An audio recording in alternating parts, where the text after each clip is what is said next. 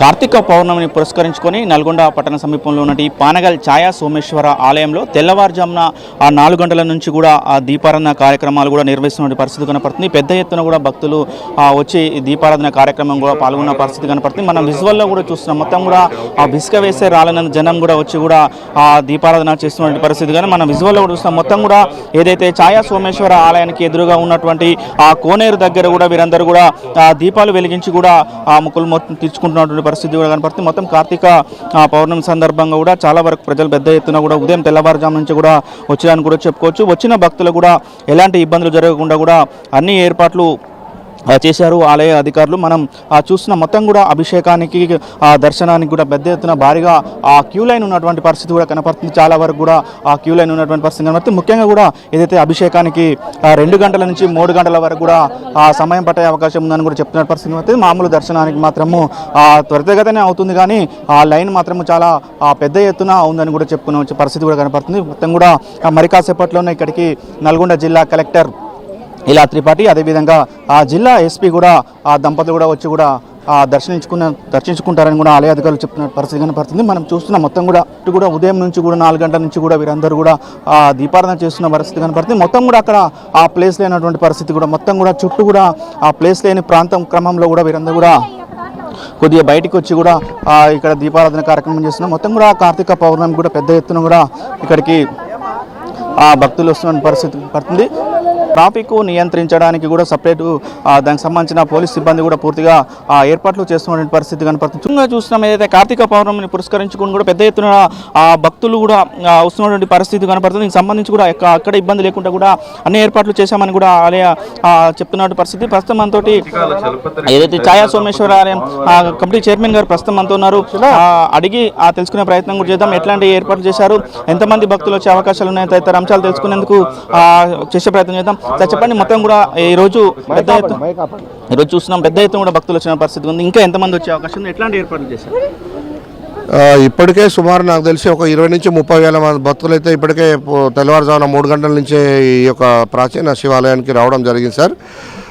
సాయంకాలానికి సుమారు 1,00,000 దాటే అవకాశం ఉన్నది. సాయంకాలంతో మనకు అగ్ని సూక్తంతో కూడినటువంటి ఆ యొక్క జ్వాలతోరణ కార్యక్రమాన్ని కూడా ఏర్పాటు చేస్తున్నాం కాబట్టి ఆ జ్వాలతోరణ కార్యక్రమాన్ని కూడా సుదీర ప్రాంతం నుండి కూడా భక్తులు వచ్చే అవకాశం ఉంది. మరి వస్తున్న భక్తులకు అనుగుణంగానే ఇక్కడ అన్ని శాఖల సమన్వయంతో మరి గౌరవ మంత్రివర్యులు కోమటిరెడ్డి వెంకటరెడ్డి గారు కూడా పూర్తి స్థాయిలో మరి అందరికీ కూడా అధికార యంత్రాంగాన్ని కూడా ఆదేశాలు జారీ చేసి ఉన్నారు. గౌరవ కలెక్టర్ మీరు ఆదేశానుసారం అన్ని శాఖలు కూడా మాకు కాస్త పూర్తి స్థాయిలో సహకరిస్తూ ఉన్నాయి. ముఖ్యంగా పోలీస్ శాఖ, మున్సిపల్ శాఖ మాకు మంచి సహాయ సహకారాలు అందిస్తూ ఉన్నారు. రుద్రసేన తరపున 4 క్యూ లైన్ల ద్వారా మేము ఏర్పాటు చేసాం సార్. ఫిజికల్లీ ఛాలెంజ్డ్ వాళ్ళు ఎవరైనా ఉన్నా కూడా, ఎవరైనా ఇబ్బంది ఉన్నా, పెద్ద మనుషులు సీనియర్ సిటిజన్స్ ఉన్నా కూడా ప్రోటోకాల్ గేట్ నుంచే వాళ్ళని శీఘ్ర దర్శన భాగ్యం కూడా కల్పించాము. కాస్త మహిళా భక్తులు ఎక్కువ వస్తుంది కాబట్టి ఇక్కడ ఫైర్ నుంచి కూడా మన నల్గొండ మరి అగ్నిమాపక అధికారి గారు కూడా వారి యొక్క సిబ్బంది సేవలు కూడా ఇక్కడ అందిస్తూ ఉన్నారు. వారు కూడా ప్రత్యేకంగా ధన్యవాదాలు తెలియజేస్తూ ఉన్నాము.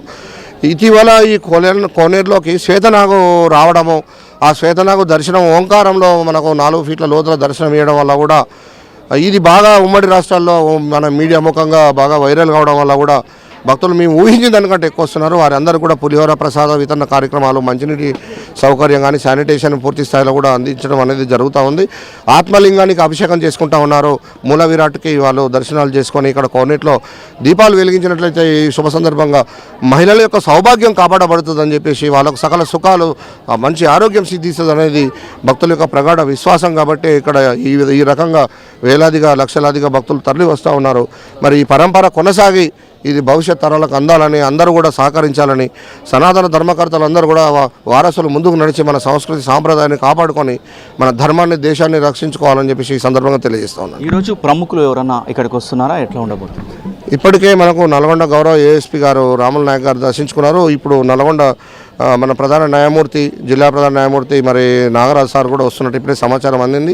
సాయంకాలం జరిగేటువంటి కార్యక్రమానికి ముఖ్య అతిథిగా నల్గొండ గౌరవ కలెక్టర్ గారు, అలాగే మన మున్సిపల్ చైర్మన్ బురి శ్రీనివాస్ రెడ్డి గారు, అలాగే అబ్బగోని రమేష్ గౌడ్ గారు, మన వైస్ చైర్మన్ గారు, అలాగే ప్రముఖ నాయకులు కూడా వచ్చేస్తూ ఉన్నారు.